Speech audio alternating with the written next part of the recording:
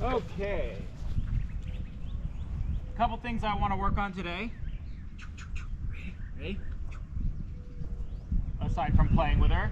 Hey, good girl. She's in a mood today. She's got a lot of energy. Good girl. Come on. Come on. One thing I want to work on is building distance to place. I want to real quick make an argument for why everyone should teach their dogs distance skills. One of the main problems people have, excellent, good job with their dogs, is a lack of focus. And what distance work gives you is a way to directly work on that focus. Atta girl. Because when you ask a dog to go to a place right here, they can get on it really easy. But now if that place is 10 feet away, on the way to the place as they're going, because they'll probably go initially, they go, oh look, a leaf. Oh look, a pea spot, okay? So now they are being distracted by things, and they're having to work on this focus of just do this task farther away, which is gonna take more time, which is gonna do all of that. And everyone wants to work on duration. Sit there for a long time, sit there for a minute, sit there for whatever, which that's important. But I think a lot of times dogs like moving. And so it's easier to develop focus through movement than through a duration stationary behavior. I mean, they're both good skills, but I think distance skills sometimes are neglected, especially in the pet world. Most pet people don't develop any distance skills other than a recall, and even the recall is tenuous. The recall, how far away can your dog come to you without getting distracted, you know?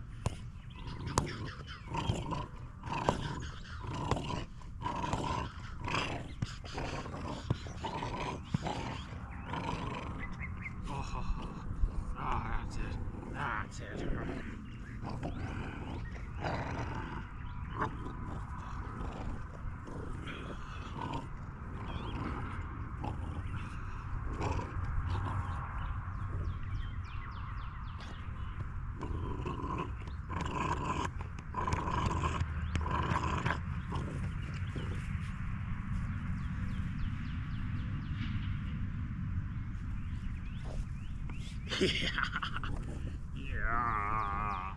Yeah, that's a good girl.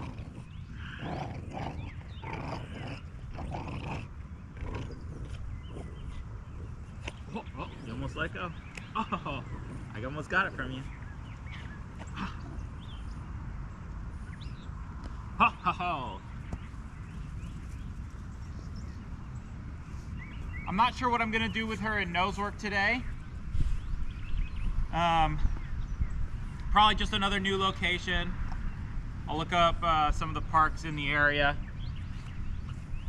Oh, actually, now that I think about it, I have an intro class tonight, and they're working on mazes, and it's about time she does some mazes as well, so maybe I'll do that.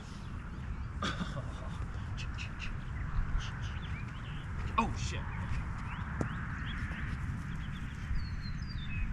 Ah, dog. Good dog.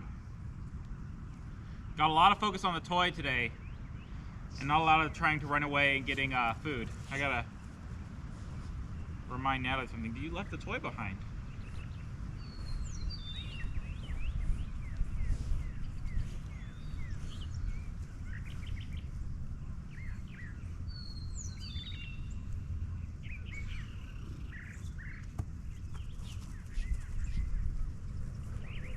It is a little cold today. I didn't wear enough layers. Ready? One more. Ready? Hey. Sit.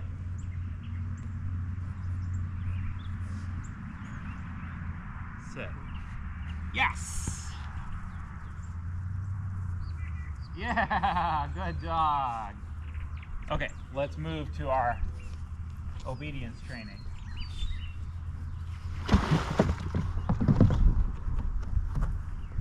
Okay, so I'm gonna put the place right here. I'm gonna put a bowl in the place like I normally do.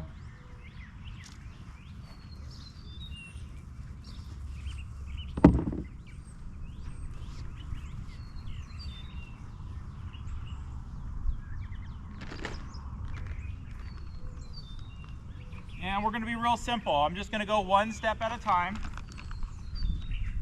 Ready? Place. Only if there's success, obviously. She's not used to me holding a whole bag of these treats. Place. Yes. I'm going to throw a treat in. We'll do it again. Sit. Place.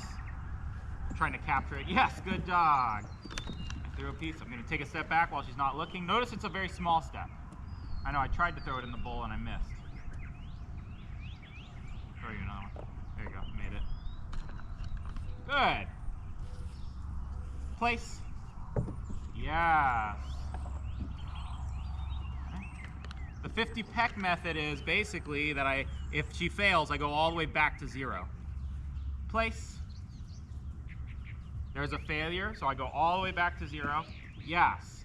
And what I used to do is, I think what most people used to do, or most people do, is I would go back to the distance that we last had success. Yes.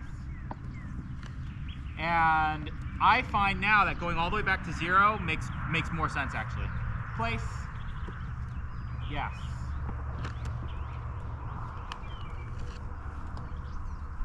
Good. Place.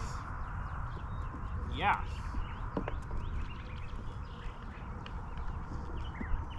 Good dog. Place. Yes. Yes. Good job. Place. Yes.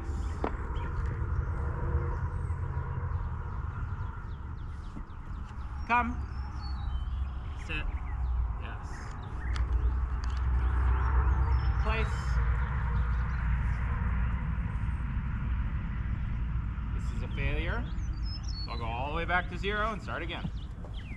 Yes, it seems like this is just ridiculous. It would take way too much time, but you end up getting so many more reps in with the dog being confident that it pays itself off. One other thing I can do, yes, is I can throw the treat over there. Place. And now, even though I'm not farther from the platform, the dog was. Yes. And so the dog's practicing the distance even if I'm not. Place. Yes. Yeah. Not too much more of this.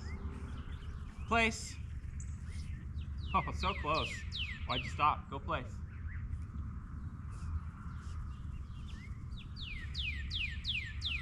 It's a hard way to get in. Okay. Get it all the way back up. Yes. Yeah, I think this will be our main kind of focus for the next, I don't know, whatever. Good.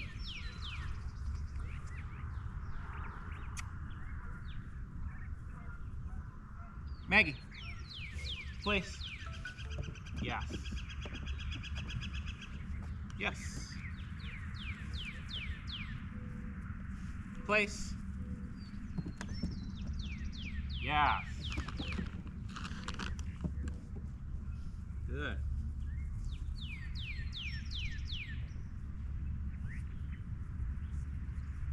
Maggie, place. No. Place. Yes, good. Okay, so we'll end that drill there. I'm trying to feed her less because I think I'm feeding her too much. So we're gonna end that drill there, and we're gonna end with a drill, a basic obedience drill to teach her the idea of leash pressure.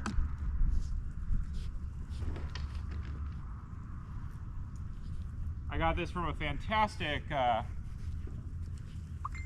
retriever trainer.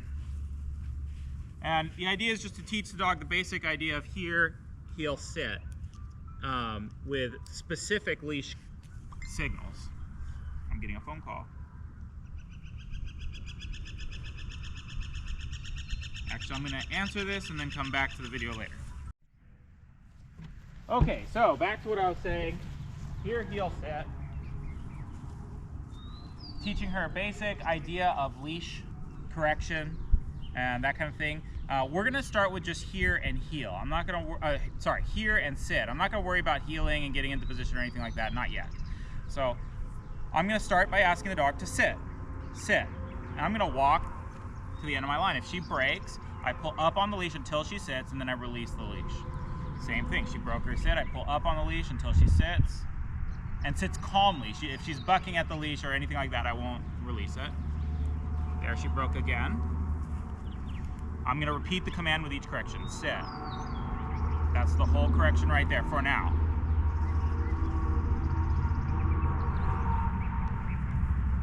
When I can get to the end of my leash, good dog. I return and praise the dog. Eventually I'm gonna call the dog, but right now I wanna make sure that she knows I'm happy with her, that she didn't move. Sit. I'm also practicing reeling in the leash and letting out the leash, having the right amount of leash there. Sit. So now the dog has this idea. Okay, just don't break the sit. Very simple. Good.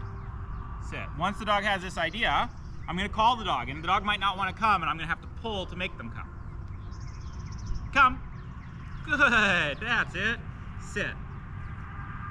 And the process starts all over again. Good. Sit.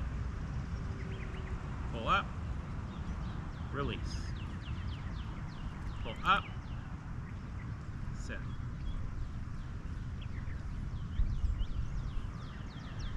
Come. Good. Sit. Good. Sit.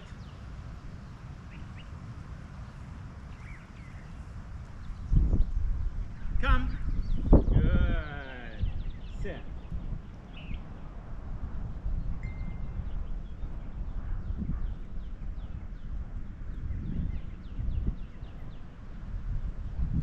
Sit. Sit. Sit.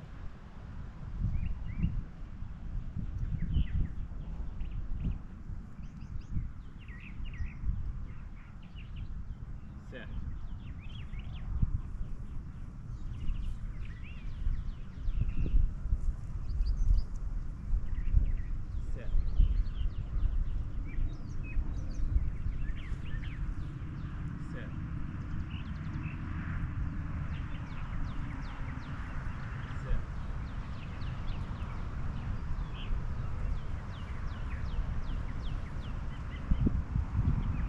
Come. Good dog. Sit. Good dog.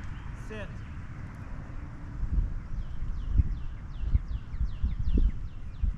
Good. Sit. Good.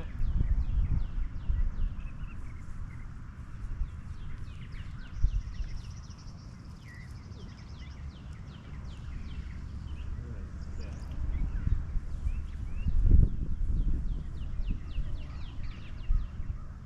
Come. Good dog. Sit.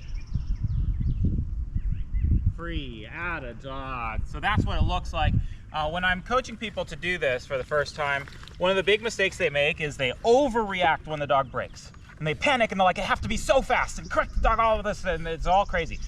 No, just calmly sit the dog back where they were. Not where they've moved to. Take them all the way back. The farther the dog breaks the sit from where they were, I'm just gonna calmly walk over there and with leash pressure, put them all the way back. So the farther they were, the longer the leash pressure was attached.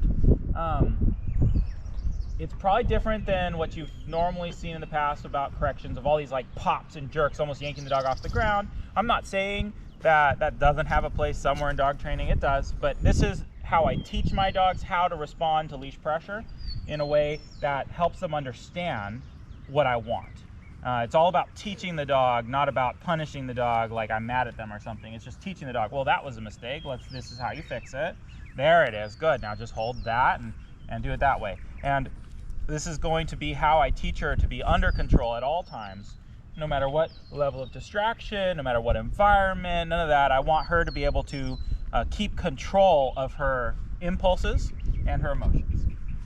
So, there you go, a little bit of that. She's going to be doing a little bit of that drill every single day. You probably won't see most of it because I'll do it kind of in passing when I'm going in and out of doorways, when I'm walking around the park, things like that. I'll do it in, you know, if in staging areas at nose work trials, I'll do this kind of exercise. So yeah, hope you enjoyed that.